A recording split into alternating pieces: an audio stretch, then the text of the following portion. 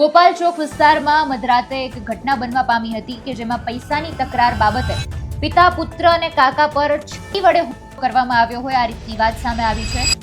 જે હુમલામાં સુરેશ ધોળકિયાનું થયું છે જ્યારે અન્ય એક વ્યક્તિનું પણ થયું છે। આરોપી હાર્દિક ધોળકિયા પણ અત્યારે ઘાયલ થયું છે।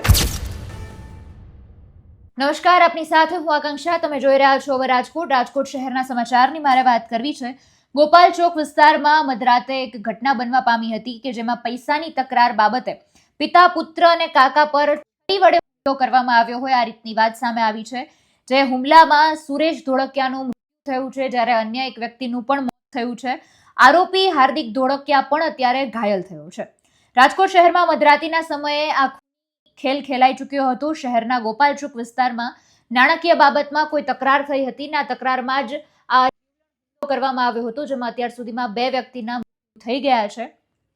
મોડી રાત્રે ધોળકિયા પરિવારના સભ્યો વચ્ચે કોઈ કથિત રકમ મામલે ઉગ્ર બોલાચાલી થઈ ગઈ હતી। વાત આટલેથી ન અટકી અને પછી એ હુમલા સુધી પહોંચી ગઈ હતી। આરોપી હાર્દિક ધુળાભાઈ ધોળકિયા એકાએક ઉશ્કેરાઈ ગયા, તેની પાસે છરી હાજર હતી। છરી વડે તેણે પિતા પુત્ર અને કાકા પર આડેધડ હુમલો શરૂ કરી દીધો હતો।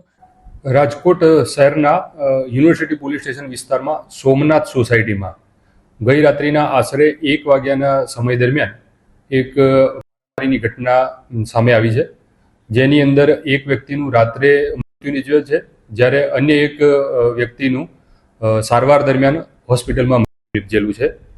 આ બનાવ અનુસંધાને યુનિવર્સિટી પોલીસ સ્ટેશનની અંદર સામસામા 2 ગુના નોંધાયેલા છે, જેમાં પહેલા ગુનામાં ફરિયાદી લાખાભાઈ સુરેશભાઈ ધોળકિયા એમના દ્વારા આરોપી હાર્દિક ધુળાભાઈ ધોળકિયા વિરુદ્ધ બીએનએસની કલમ 103 મુજબ નોંધવામાં આવેલો છે, જ્યારે બીજા ગુનામાં ફરિયાદી હાર્દિકભાઈ દ્વારા 4 આરોપીઓ વિરુદ્ધ બીએનએસ 109(1 એટલે મૃત્યુ નિપજાવવાની કોશિશ બાબતનો ગુનો નોંધાયેલ છે। જોકે સમગ્ર મામલે અત્યારે તપાસ પણ શરૂ કરવામાં આવી છે। નમસ્કાર।